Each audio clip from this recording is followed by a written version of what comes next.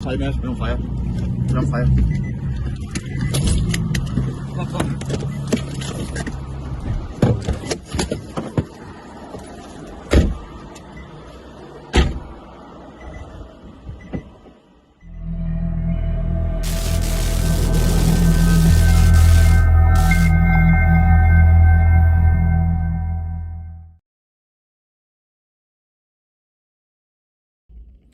Right, welcome back to the channel. Unfortunately, this isn't a very good video.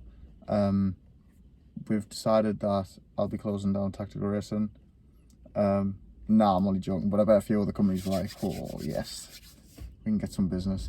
Nah, basically back in the 370, we've been out driving the 370. I'm not going to be going for a drive in this video because I will post a video of what happened yesterday. Now, we're not going to name and shame the company that we got the cooler from and everything like that.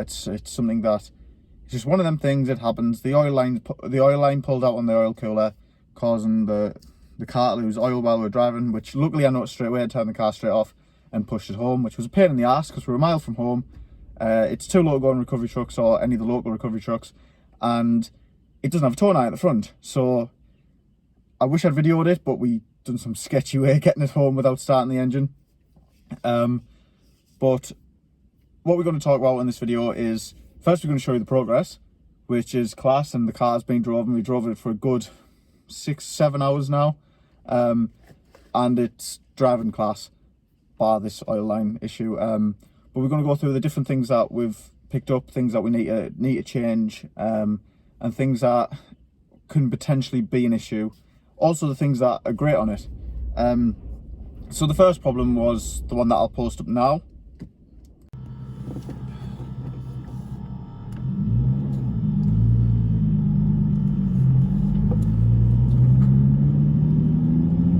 I just can't believe how much you can hear the turbo noises. Considering they're behind me. To be fair, there's not much smell from it. No. I thought there was going to be quite a bit with it not having the catch can system on. Should we do windows down this time? Yeah. Just to see if it echoes. Don't put them all the way down because they get the wind noise, so put them sort of like... No, now look, we've got a couple of behind us.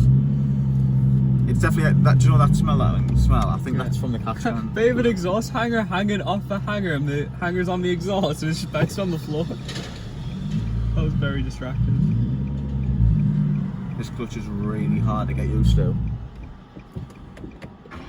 Cut that. Yeah, log it again. It's logging. It's logging still. No, I'll not put that. I'll just say it's really hard to get used to. Then I stall. Typical.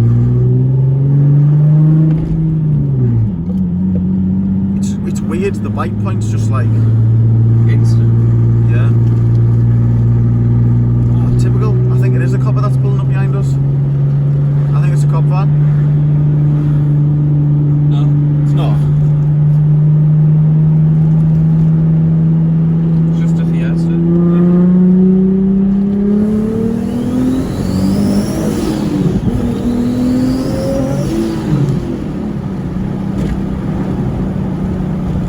That traction, man, it kills it, is shit. But it's also probably saving us, like. I love how I was turning there. Oh, shit. We're on fire, mate. We're on fire. We're on fire. Hop on.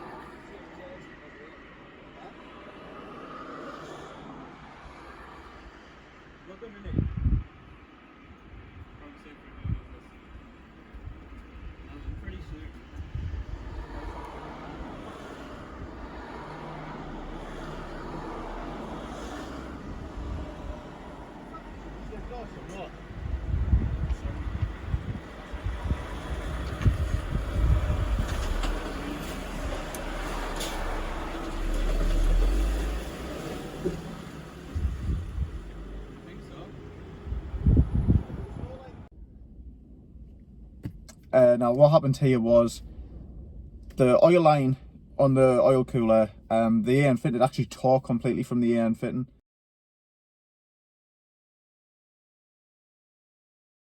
Which I thought the hose on it was nylon hose with a metal reinforcement, but it turns out it's just a nylon rubber hose with no metal reinforcement. So as the engine's moving and the cooler's hard mount at the front, it's obviously just tore. That's the only thing I can think of, because there's nothing that could catch it or anything like that, because we have a shit tray underneath. So that's the only thing that I can think of. Now, unfortunately for me, it dumped majority of the oil. Not while I was driving. It did dump some while I was driving. I turned it off, and then as we pushed it home, it's dumped the rest of the 8 litres or whatever the engine takes now. But that's no problem, easily fixed. We're not going to go with the same oil lines. We're going to get some hydraulic lines made up. We were going to just take the cooler off already because it's a bit overkill anyway, but we prefer to keep the cooler. We're going to use some hydraulic oil lines and potentially change the front to back oil lines the same, even though I made them up myself and I know that they're pretty good. I don't want this to happen. It was a scary moment yesterday, and I just prefer if everything's tight and I know that it can't break off, especially with it being remounted turbo and the different heats that the oil line goes through and everything like that. It's just better if I don't. Now onto the sort of good things that's happened with the car is it makes power. It definitely makes power.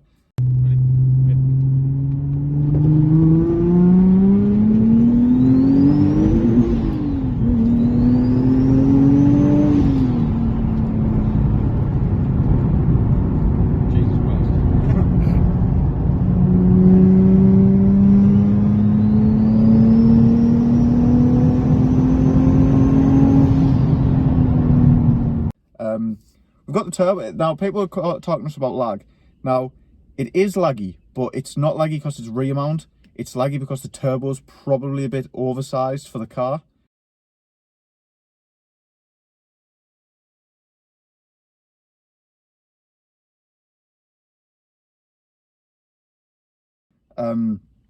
It spills up pretty quick, but it doesn't hit max boost till around 6,000 RPM. But it sort of spills up around the 3.5 to 3.8. It starts to spill. I'm not going to do a pull at first. Oh, the clutch is harsh as fuck.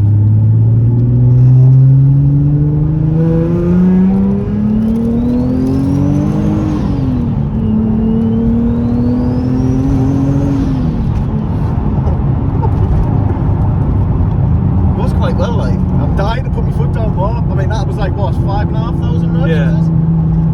So it's not as laggy as I first thought it was going to be to be honest. No, it just wants to go, doesn't it? Yeah. It's mint in it. Yeah, it's fucking class.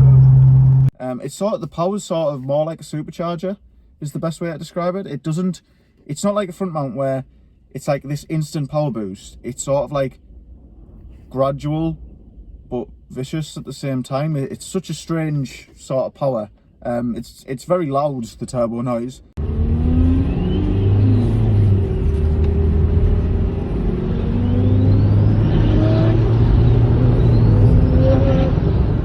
And it lights the wheels up in pretty much every gear, so it's definitely fast. The torque sort of pulls your neck back into the seat, so I can't complain about that. I'm comparing it to the EB3s, which is, I can't compare it. It's just a completely different feel. But the good thing is it works. If we want to downsize the turbo, then we can do that. I don't want to at the minute because obviously, if you know, I'm going for peak power on this. It's sort of like a novelty thing rather than anything else. It's sort of so I can go, look, I've done a remount, whatever horsepower 370 in the UK, and that's the only reason that I'm not going to downsize in the turbo. But we also noticed on the data logs, because we've been, if you don't know, we're getting it remote tuned by Eugene Turkov, which has absolutely been faultless experience with him, and he's still helping us now. There's still things that we've got to sort out. We went through the data logs last night, and we've seen that the fuel pressure was quite low on the car. Now, when I fit the fuel pump in this, there's a little regulator at the bottom, and you drill it out to a little bit bigger, or so it says to drill out. However, that's causing it to have lower pressure than it should do, even with the bigger fuel pump. So what we're going to do is put the OEM one, not the OEM pump, the OEM regulator part back in, which Eugene's going to send me over from America, and hopefully that'll give us a much higher pressure. That's the only thing we can think that's wrong with the fuel system, as I haven't really changed anything else. But I am going to today check to see if any injectors are leaking or anything like that, which I don't think they are, but you never know, so we'll have a look. But other than that, these are just very minor problems, and they all, to be honest, they all fluid related.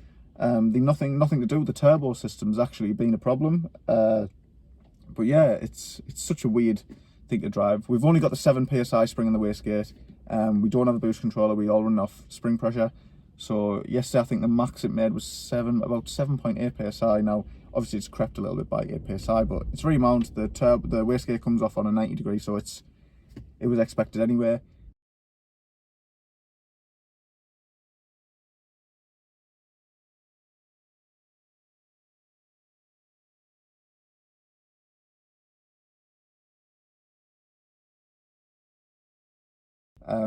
We've got a 10 psi spring to go in.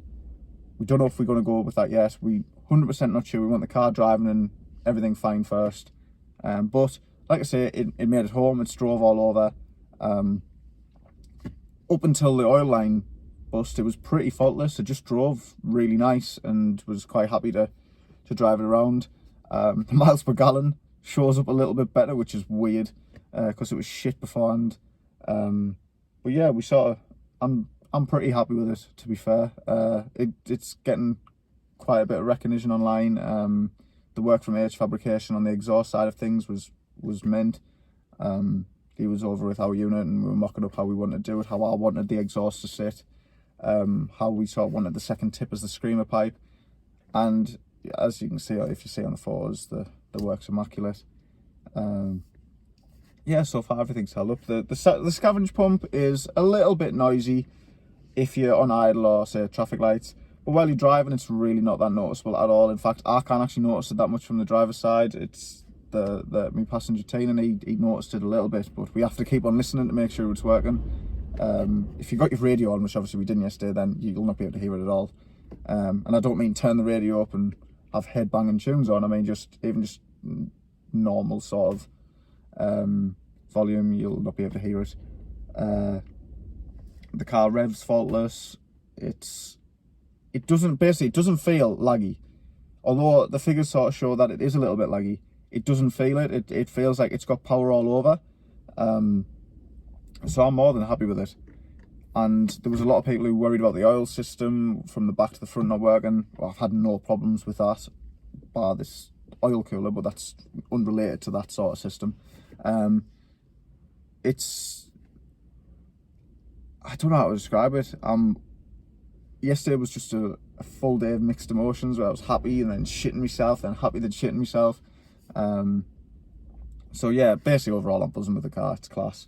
I'd be more than happy to offer this out to people once I've figured out these little fuel pressure issues. The engine is totally completely fine. We've got a little bit of flywheel chatter with having the now lightened and single mass flywheel on it, which is new to me. I've never really had that on any of the cars that I've had. So I got a bit nervous about the noise, but after speaking about it and inspecting it, it is literally just flywheel chatter, flywheels, clutch chatter. The only thing I don't like about the car is we've changed it to a Z-Speed C-Mac, which is a mint bit of kit. I'm not going to knock it. It's nothing to do with the kit. The clutch is just so fucking heavy. It feels so different to what it did beforehand. But then again, for the past month, I've also been driving that little Daihatsu Corbin where the clutch feels like there's not a clutch. So that's probably me just getting back used to it. Yeah, there's not much else I can say. Other than it's a good job we carried a fire extinguisher with us yesterday. Luckily it didn't catch on fire, but fucking hell, we thought it had. So no, we're more than happy with the car. I'll be putting some clips up now of it boosting and running and just show that I'm not just sat here talking bollocks.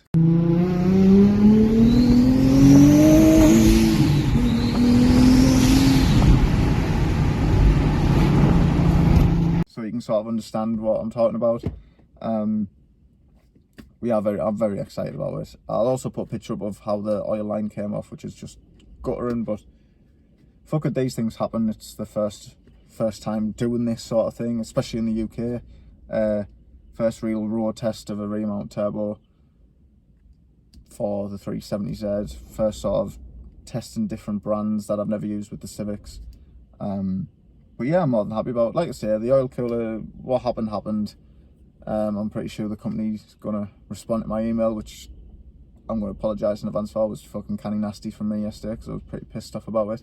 But now that I've settled down, it could happen. It's just one of them things, unfortunately. I just think they should maybe upgrade the lines to a metal braid rather than the just pure nylon. But yeah, the car's, like I say, other than that, it's sweet. It's back home, it's on my drive. The wind's lethal today, it's like 70 mile an hour wind, so I can't really do much about it, but we'll get it up on axle stands. I'll get the oil lines off, take the front bumper off, sort the cooler out, and hopefully either today or tomorrow we'll just be out driving the car again. We won't be doing any pulls in it just because we're waiting for this little fuel regulator coming over from Eugene, and once that's back on, then we'll go again and try and do some more power runs. Now, I keep on getting asked why haven't I put it on a dyno to tune it and everything like that. Now, dynos are mint. We tune all the Hondas on the dynos and everything like that, but for real world conditions, you can't really replicate that on a dyno where you can, obviously, in the real world. Unlike the Civics, these 370s have a lot more sensors, a lot more data that you can see and test. So a remote tune and in the real world, we log on over a fair few days of what my normal driving would be, what my driving is when I drive like a dickhead, what stop start, everything like that sort of is logged, so we can get a sort of real world data over it, and it allows one for me to learn my car, because Eugene talks me through literally everything. And I'm honestly, with the computers and stuff, sometimes I look and I think, oh man, I have to really get my head into it before I go at it. So the fact that he talks me through everything and is teaching me about Ecutech or ECUtech, I don't know how the hell you say it because everyone says it different, teaching me about it all and how it works and how my car responds to different things and how my driving makes the car do certain things. So I'm buzzing about that because it's like being sort of taught a new skill. And as I was saying, we can send all them logs off to him, and then he can provide the best possible map for this car. And I mean, once we're happy with it, once we know that it doesn't have any fuel pressure issues or anything like that, we will be putting it on a dyno. We'll be taking it to HSP, where we always take our Civics. We're putting it on the dyno, see what it makes. If there's any things that can be changed, then I'm sure Eugene will change it after it's done like full power pulls. And yeah, overall happy with the car. Like I can't believe how well it drove until the oil line bust, but I can't believe how well it was and how excited I was driving it and how much I had to, in a way, sort of fight with it spinning up and the roads being a little bit damp. I mean, it's not very often that British weather gets us dry roads, but so I've got to sort of drive it in the wet anyway. There's been no issues with, obviously, people worried about the filter at the back and water getting into the filter. It's got the hydro shield on, and honest to God, the filter's completely dry, even though it was wet and everything on the roads yesterday. The hydro shield's obviously wet, but it hasn't let any noticeable water through. We've just had really no issues apart from that oil line and a little bit of fuel pressure, but that's the issues that we can sort out straight away and get back out on the road. That everyone's worried about as well, the turbo being low. It's no lower than the original back boxes.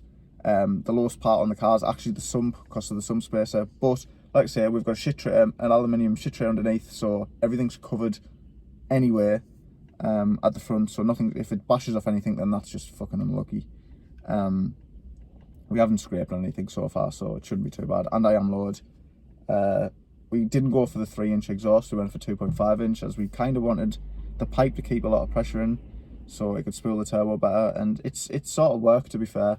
Because we think the 3-inch would have been just a little bit too big, but like I say, happy with the car. Just now need to get it a good clean because it's been stood in the workshop, so it's dusty. Get these oil lines sorted, then we can do some more videos of it doing pulls, everything like that, and just let people sort of hear the sound of it and what it's like. But yeah, I'm pleased with it. I'm tired, but I'm pleased with it. I don't think I've been home properly for God knows how long, coming in at 12 o'clock at night, sleep and going straight back to the garage. I'm I will say compared to an EP3, the builds are a lot more complex. There's a lot more wiring involved. There's a lot more pipe work involved and plumbing. A lot more things that you've got to check. Obviously, I made this build a hell of a lot longer by choosing to do the gallery gaskets myself. We've been quoted in the range from 800 to 2 grand, depending on the company, to have the gallery gaskets done from someone else who knows these cars inside out. And I just thought, nah, I might as well just do it. It's the only way to learn is do it. So test on my own car, see what we know, and done them. They sound. We got a little bit of help from a very knowledgeable guy called Ian Wally, who works on the GTRs and is just a mad scientist basically. He came and just showed me how to retime the car, because again, never done that before, and I'd rather someone stood with us who knows what he's doing. So he's taught me how to do that, and if anyone knows us, once I've been shown something once, that's it, I know how to do it. And I'm glad to say that was pretty fucking easy, to be honest. It just looked a hell of a lot harder when it was off, a little bit more of a daunting task. And to be fair, if you know about these engines, sort of in the UK, the engines price is around, I've only got 42,000 mile on this, so I'll be looking at about 4.5 to 5 grand for a second-hand engine with that sort of mileage. You can pick them up for like 3, but they've normally got quite a bit higher mileage on. But anyway, first start, it worked fine and everything was sort of new. Thank God, that sound, there's no leaks at all from the engine, so very happy with that. Yeah, there's not much else I can say about it. The car drove mint, everything was class until the oil line burst. And once that's sorted, then we, fingers crossed, should have no more issues with the car, or no more issues that we can sort of see happening. Yeah, it's brilliant. Again, big shout out to Eugene Turkov, because honestly, he's like, I've just spammed him with messages about different things all the time. He always responds, always gives us very, very, very good advice. Very knowledgeable guy, and has helped me with everything from like the scavenger pump with the delay afterwards, so it drains the oil back from the turbo, to how the car's mapped, to even telling me off for not using my Bluetooth device on my phone, sitting with the laptop and not clicking the figures that he wants us to click, because I'm a fucking idiot. But yeah, he's been absolutely spot on through the whole process, and like I say, the car was running a dream yesterday, and it wasn't even fully perfected. It just seemed to run really good. Now, just for the video, we're not doing any proper full-on wide open throttles. We're just literally just checking everything all the day, make sure all the cars running sweet. It rather stinks, I'll say that. Just burn off all the new exhaust and that. But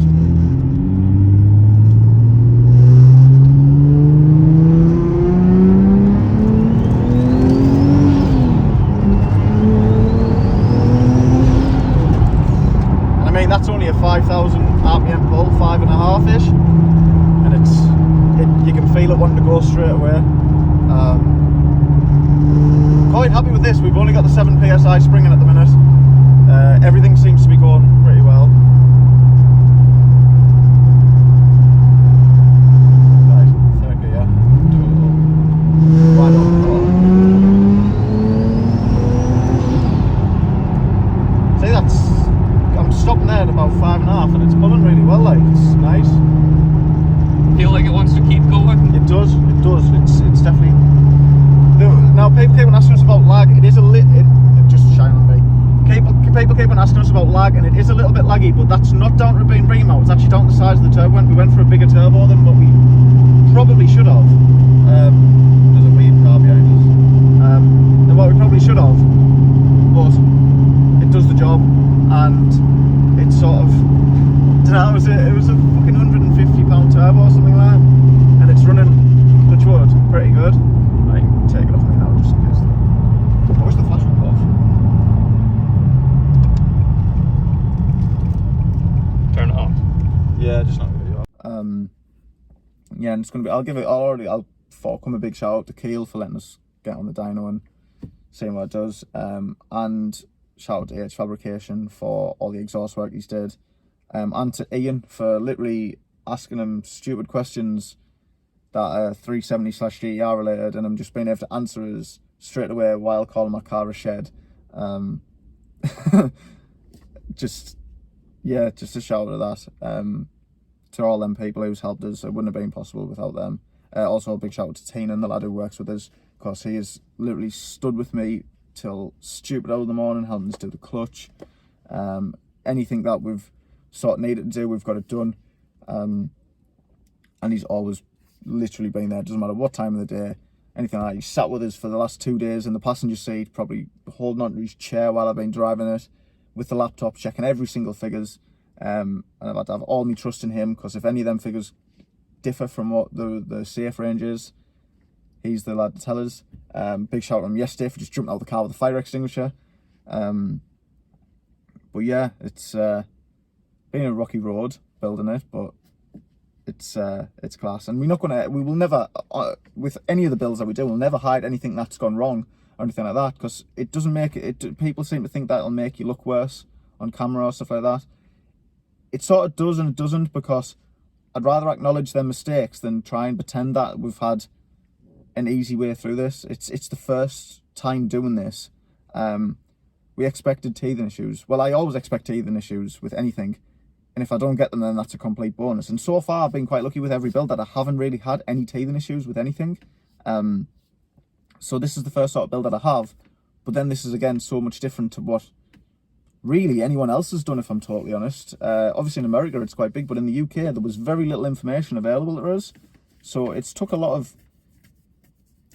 of sitting in front of a computer and learning stuff before doing it, and then a lot of hands-on learning, a lot of getting the voltmeter out and checking which wire's what, because the wiring diagrams from the US to the UK are just fucking different, which was a ball ache.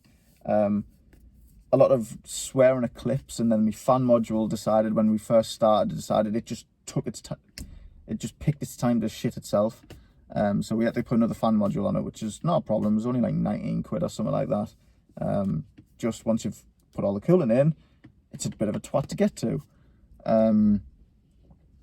But again, only 2 bolts and 3 clips, and it changed out, not a problem. Yeah, just enjoy the videos that we're putting up. We'll sure to get more, and if people ever want to come and call in to Tackler Racing and check us out and just speak to us, go out in the 370, then we're more than happy to. I mean, we're always busy, but at the same time we've always got time for people. They're always welcome to come in the workshop and chat to us while we work. That's not a problem at all, as long as you don't interrupt our jobs. We're happy to, you can friggin' hell pull a chair up and sit next to us while we work on the cars and chat.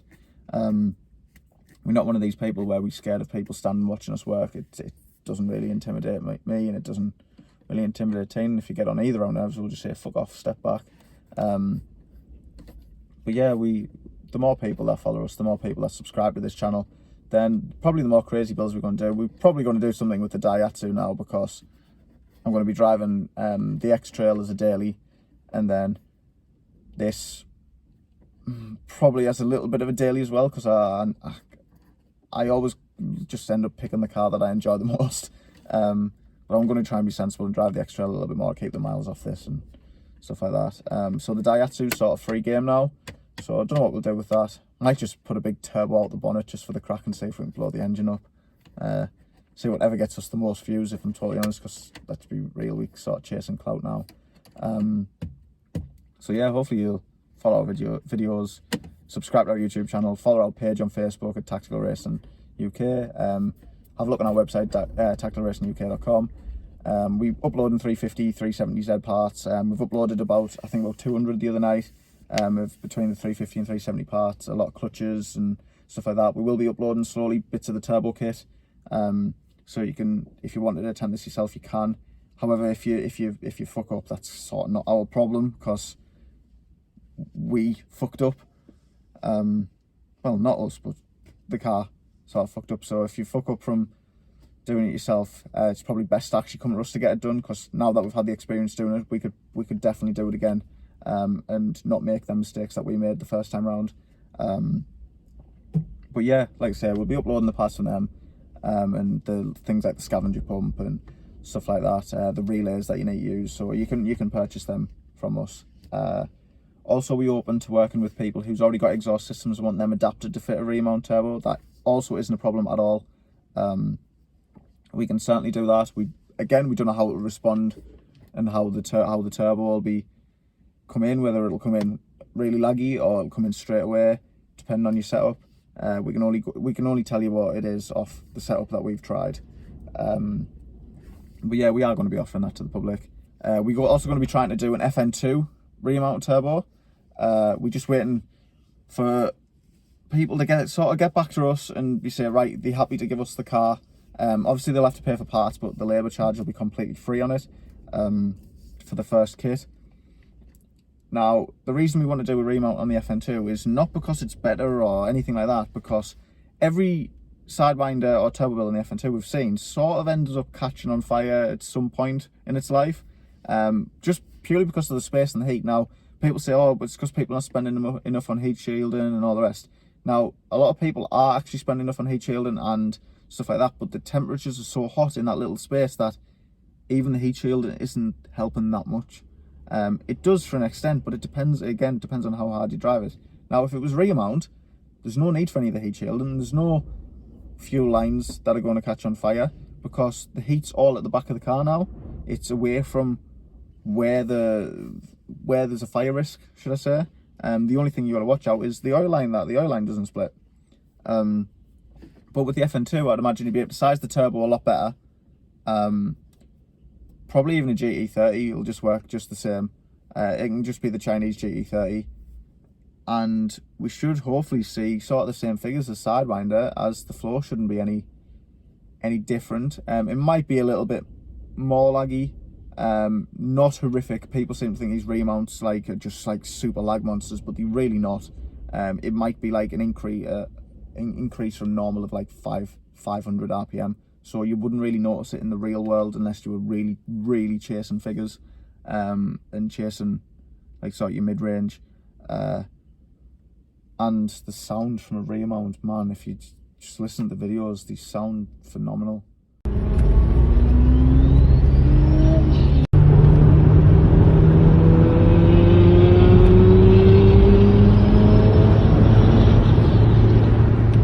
It's completely different sounding to front mounts. So yeah, like I say, we'll be trying this on the FN2. To be honest, we're going to try them on a few cars because I quite like the setup. It's unusual, and the power delivery's really nice. It's really like drivable for road cars and potentially race cars. To be honest, it's like a supercharger power delivery. So it'll be probably good on a track car and on a road car. I don't know what it's going to be like if you're on a drag car, but yeah, we'll see. But yeah, like I say, subscribe to the channel, give us a like on Instagram and on Facebook, and hopefully we'll bring you some more videos.